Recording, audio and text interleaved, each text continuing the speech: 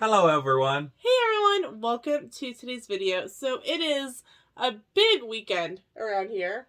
Well, it's Valentine's weekend, it's Super Bowl weekend, it's still only a 2-day weekend. Wait a minute. There's a lot going on. Valentine's this year is on a Monday. So we did stuff Friday night to Saturday. Right. So if you follow us on Instagram, you'll know that we went down to Guthrie, Oklahoma to a bed and breakfast called the Stone Lion Inn. Now, you may know of this if you are an avid Ghost Hunters or Ghost Adventures watcher, because it has been featured on both of those shows. So, Sam originally had plans, and why don't you tell them what your original plans were? My original plans earlier in the week were I was going to get tickets to go down to Intrust Bank Arena because I was going to be Alabama and the Beach Boys. But I get up Thursday morning, get ready to buy tickets, and they have rescheduled it for September. Over Thursday. Night. 2 days before the concert was supposed to happen. So I'm automatically scratching out anything that could be in Wichita simply because everyone's gonna be doing the same thing, hunting for what's now on the agenda. Right. So I automatically expanded it up to Kansas City and Oklahoma City way. And started looking for like B&Bs that might have something going on. And then I found this murder mystery one that's a haunted hotel and stuff. I'm like, well. So I get a message. It's kind of up our alley a little bit. On Thursday. Hey, can you not ride the bus tomorrow? Well, let me find out. So I messaged my bus sub and was like, hey, would you be able to cover the bus tomorrow? And she's like, well, let me find out. I'd have to still watch my kids. I'm like, well, if you can, that'd be really great. Sam wants to do something for Valentine's Day, and he's just telling me now. She says, okay. So I messaged Sam and I said, okay, she's checking on it. An hour later, I get a message that, yes, we can do that. So then Sam's like, well, do you think you can get off at 2:30? I can find out. So I called my supervising teacher and I said, hey, would it be possible to leave at 2:30 tomorrow? Sam wants to go do something for Valentine's Day. And I had already mentioned something to her that we were doing something for Valentine's, and she's like, yeah, that's fine. So Friday, I got out. Thursday night, after Magical Makeup, I threw together clothes. You threw together clothes. I kind of did before and during your stream, though. So mine, I didn't have to wait quite as long. And then at 2:30, I got home. I got changed out of work clothes into comfortable clothes. Sam was home about half an hour later. And in the midst of this day, Sam sends me a picture. Hi, I got a finger. I still have a finger. It's still there, thankfully. So it kind of worked out in the midst of like who our characters were, because I was supposed to be Easy Wingate, who owned a thoroughbred racing farm in Connecticut, according to the info that we got from the murder mystery. So and mine just he was an Italian. I'm from Italian New York. American from New York. It's like, wait a minute. They typecast it a little bit, I think. That's racial profile.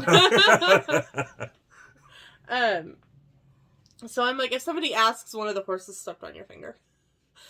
So Sam got home about 3, jumped in the shower, and we whisked off down to Oklahoma. So we couldn't get reservations at the B&B because it was full. And so I was looking originally at Dominion House, which is in Guthrie as well, and it is a former Shriners orphanage. Right. And there's a lot of urban legends that are going with it, and the house just seems kind of eerie. Right. I'm like, I just was getting bad vibes. And so I'm like, I don't know. And he's like, fine. I'm like, all right. Sam got really perturbed at me originally. Well, someone is constantly will not settle for anything that is a part of a chain. And I'm so sick of when we go on vacation.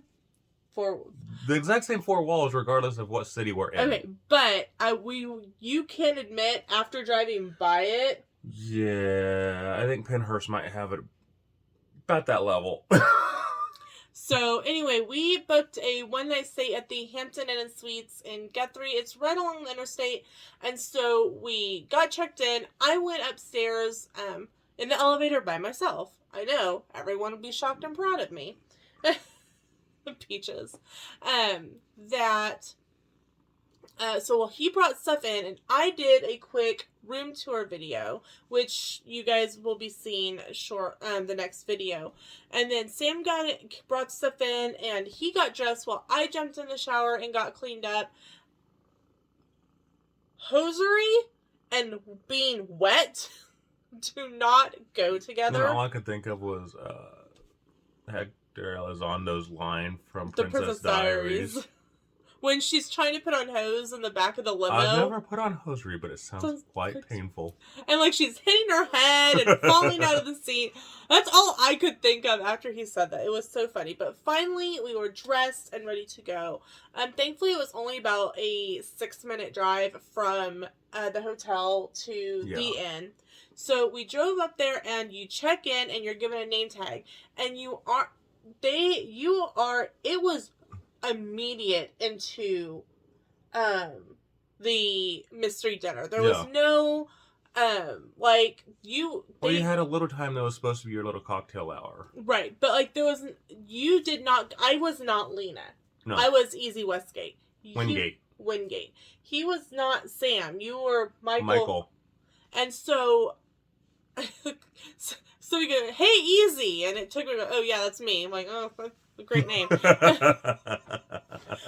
So they started out with the website said it was supposed to be a 7-course dinner. However, it was only 5, but there were some circumstances. Right. The owner, her name is Rebecca, had just had surgery. And so her son, who's actually a professor, was doing all of this for her. And he has a great German accent. Yeah, he said he was a German foreign exchange student. And so he's really good at a German foreign accent. Really good. Really good. They're like, it's going to be a little modified. And it was fine. I got some pictures. You guys know that when I meet new people, I kind of become like a turtle. And I don't talk. And he's looking at me going, oh my gosh, you are not doing this.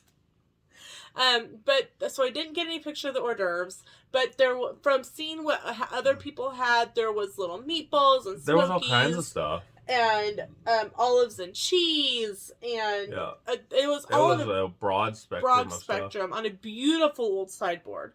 Then Old buffet. And our drinks were on an embalming table. I kid you not. Originally, the house several other people did get bombed, so it makes sense.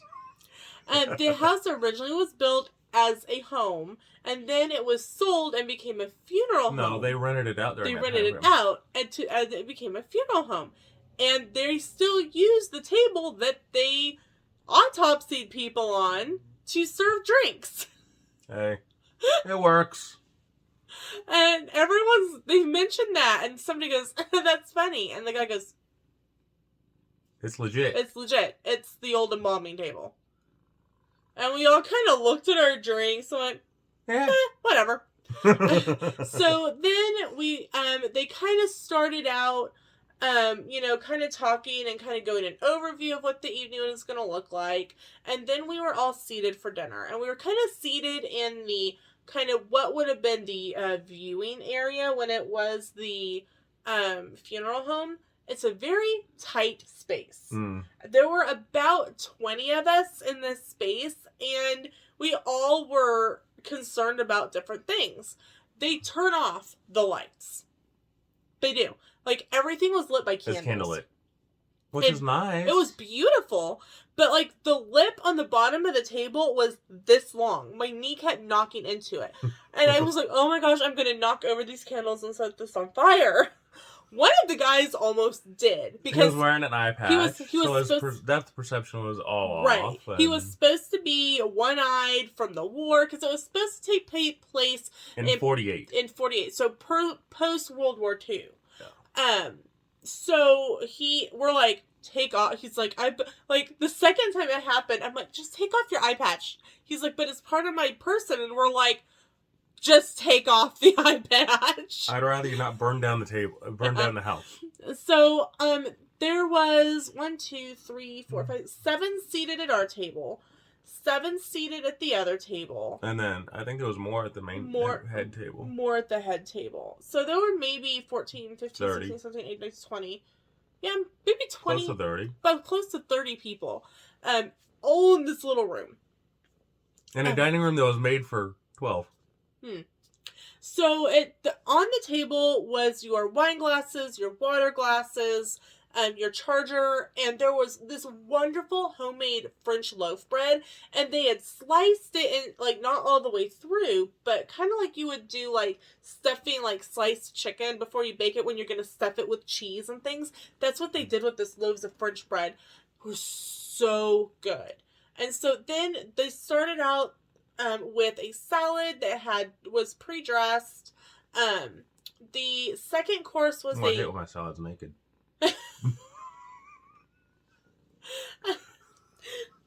The second course was a spicy green chili bisque. It was good. It was really good. It was so good. It was thick and creamy. It had green chilies and potato and other things in it. It was phenomenal.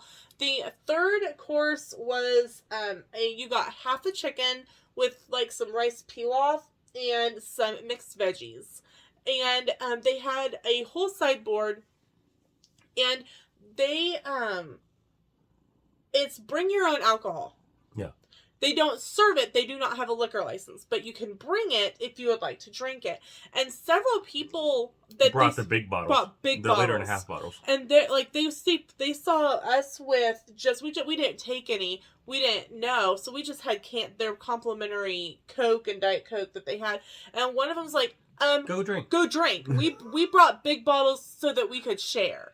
So I ended up with a Diet Coke and rum, and you just I never drank because Sam was driving. Yeah. So especially in a town that I don't know that well. Mm-hmm. So then after the last thing we need is a ticket. Right. So after the main course, we had the death, the murder happened, and so they're like, okay, the wait staff was taking the body into the kitchen, where the kitchen staff was going to perform an autopsy on the body. By chopping the body apart. Is what we were told. So they're like, okay, there's coffee and there's cheesecake back on the buffet where the appetizers were. Help yourself to coffee and drinks and cheesecake and adjourn back to the parlor, and we're going to go over our clues. We all went out and got some fresh air. That room, because all of us were shoved in there to eat, we were hot. Like, everybody went outside. No one cared who was smoking and who wasn't. But the wind was blowing. Now, several of the smokers did try to go down to where the wind would blow the way with the wind instead of blowing it through everybody. So that was really appreciated. Yeah. So they had about 10 French presses full of wonderful coffee. I'd say their coffee is amazing. I didn't get to find out where they got their coffee, but there was a roast. When we were going to Walmart the next morning, there was a roastery there in Guthrie, and we're wondering if that's where they got their coffee. I never had an opportunity to ask. But, so, it was chilly, so I was kind of happy I had this cup of coffee outside. But I was happy for the air, but the coffee was strong.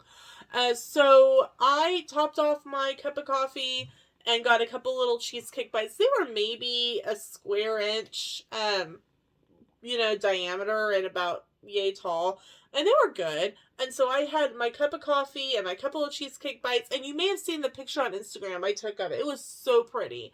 And I also had my solo cup with Diet Coke and some Jack Daniels to enjoy for the evening. But when we checked in, we were given our name tag, and we were given this like little folded booklet, and it had 2 sets of information. Some information was to be private or to share with the person that you came with, because your characters were connected. And then there was a clue that had a number on it, and so we went in order like 1 through 35. There were 35 clues.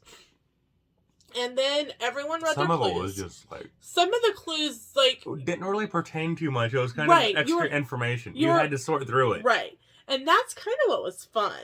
And so you're going, wait a minute, how does this even make sense? Like, my clue was that I was dwarf tossing. Yeah, Sam was dwarf tossing in Paris. It Yay! was so, like, we're like... Why is there laws against dwarf tossing? And somebody's like, they prefer to be called little people, not dwarves. So, and, like, my extra information clue was that Yvonne and Guy were forging paintings because I was supposedly not only racing thoroughbreds, but I was an art expert. So and the daughter, illegitimate daughter. Oh yes, and I was of a British lord. Yeah. So my character was just all over the place. So then after all the information had been given out, there was a 15-minute kind of break for people to refill their drinks, get some more cheesecake, go outside if they needed to. And then they split us up, men and women. So the men went back to the dining area, and all of us ladies got to sit in the parlor. We all kicked off our shoes because we're getting down to business. And one of the girls, she was absolutely hilarious. She actually got up and closed the door. And then later we could get it open again. But we were talking through all this information. And I'm sitting here, like, thinking through my head. And all of a sudden I hollered, wait a minute! And everyone, like, turned and looked at me. Like, you're noisy. Like, what's going on? I'm like, we are looking at the wrong person. Now, we're not going to tell you how the murder ends because we want you to book. I did it. But I will tell you, I solved the murder. Good job. Even the other girls were like, we would not have gotten it right if it wasn't for her. So... But you do kind of proofread in I do. books before they're actually published. Right. I get on netgallery.com and I proofread books and reviews for them. And so like if I see something like that's misspelled or like there's punctuation off, I'm supposed to email the NetGallery and then they try to get it fixed before it gets publication. But I solved it. But it was a lot of fun.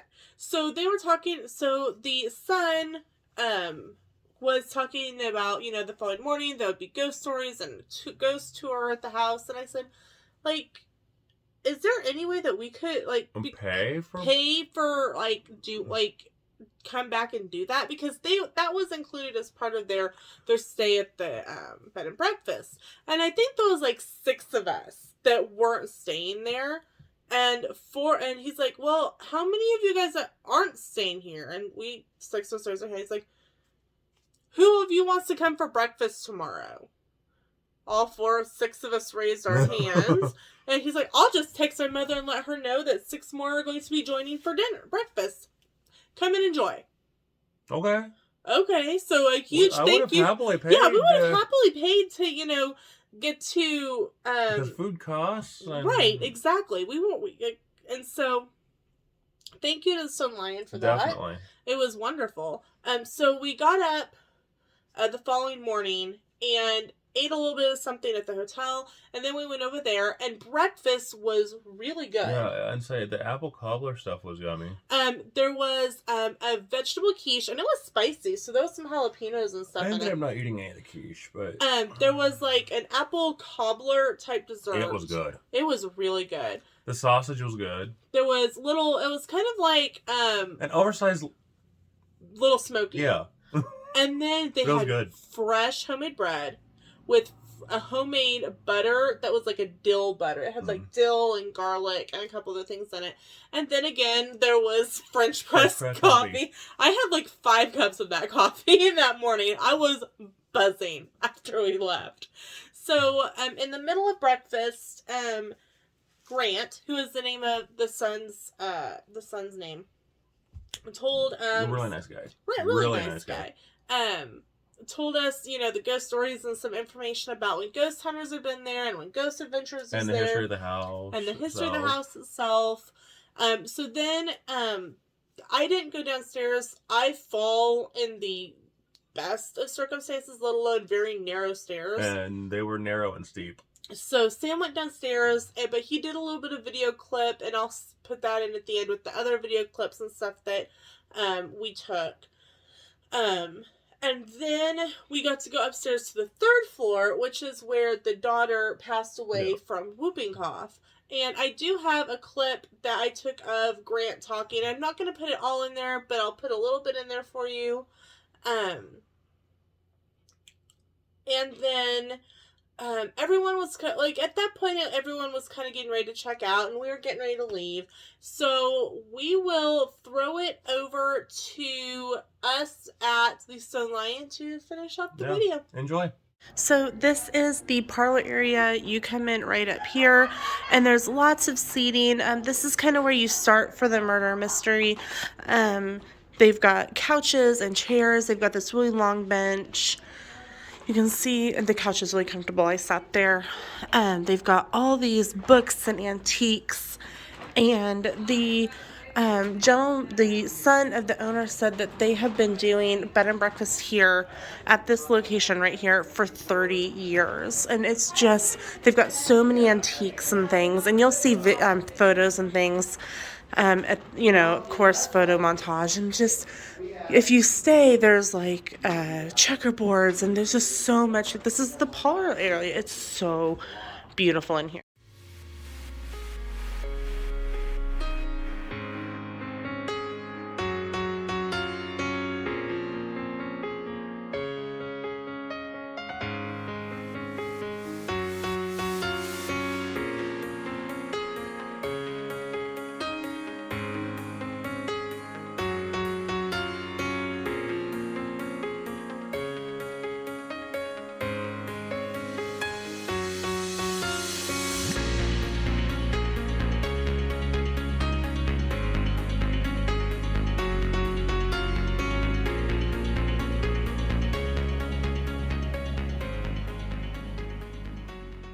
So this is the front porch area here at the Stone Lion. So over here, it is a very chilly morning this morning. It is February after all. But back here in the back is where you are able to park. There's some like little chests outside for like outdoor things. But they have a nice little table and chairs out here for morning coffee. They have a bench for you to set, lots of benches outside to sit on.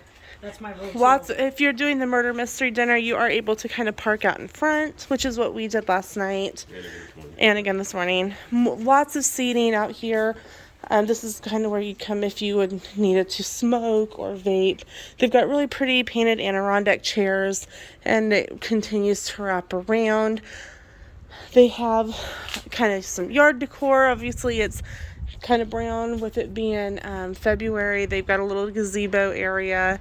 Lots of outdoor space. So if you have, obviously you're not coming here with kids, but if you kind of wanted to come outside and kind of get some exercise, there's plenty of places to come outside and do that. And we'll give you a shot of the front of the house here in a second. Obviously, because we're not staying here, we can't give you a tour of the rooms, but what we will do is we will link their website in the description below so that you can go check out their website with the pictures of their rooms on it. They do the rooms are all cute. All the rooms are on the second floor with I think one on the bottom floor. Also own this little white house right here across the street. It's called the Caretaker's Cottage, and they are building another kind of cottage over here to my left. And they said that they started that right before COVID, so it's kind of at a standstill right now. But he said that they opened this in 1987, and I did record some of him. Grant is the son of the owner, really nice guy. And so I have some like of him talking, and I'll see how well it came out. And if it came out pretty well, I'll insert that clip here. So he also said, you may go Stone Lion. Why does that sound familiar? It's been on 2 ghost hunting shows. It's been on Ghost Hunters in the first or second season, and we will find out which season and episode it is, and we will link it in the we will put that information in the description. And also Zach Bates from Ghost Adventures was here, and as well. We may or may not include that. We will probably go ahead and include what episode that was, but For those who want to watch that one as well. But there are no demons here. He did say it's not at all accurate. Yeah, he was. They seemed kind of less than impressed with that one. So, but they probably link the Ghost Hunters and not so much the other. We will probably link the Ghost Hunters, and we will let you know what episode of Ghost Adventures it is, just so that you can compare the two yourself. But it's a really pretty house, and so we're going to go down and give you some shots of the outside. So this is kind of, we're like right here coming up. This is kind of a close-up view, and I will come around here, but we're just going to walk a little bit around down here real quick so you can get a little bit of a view down here. Like I said, it's February, it's Valentine's Day weekend, so it is dead. But you can see that there's lots of places outside to kind of sit and relax. We were up in this third floor, so it is such a pretty house. It originally was the second home. The people who own it as a bed and breakfast right now are the third owners for this house. The first owner was obviously the family who built it, and they built it after they had 6 kids with the first wife, and the first wife died, he remarried, and they had 6 more kids. So there were 12 kids in this house. 6 were born in the house, he said. I can understand why they need this one house. Yeah, it's a big house. It is absolutely gorgeous inside. And so the very top floor was for the youngest daughter, who contracted whooping cough and died because of an overdose of cough medicine. Because there used to be opiates, in the cough syrup. And so her nursemaid was just trying to get her comfortable and to be able to sleep, and just gave her just a little too much cough medicine. Lesson for us all: don't take too much cough medicine. Yep. So here we're you don't have the opiates in it. No. No, it's just 50% alcohol. Right. So why they don't sell it to minors. So you can see we're not going to go too far back because there are other cars back there, private vehicles. But we did not go out on the other 2 decks on the house just because they are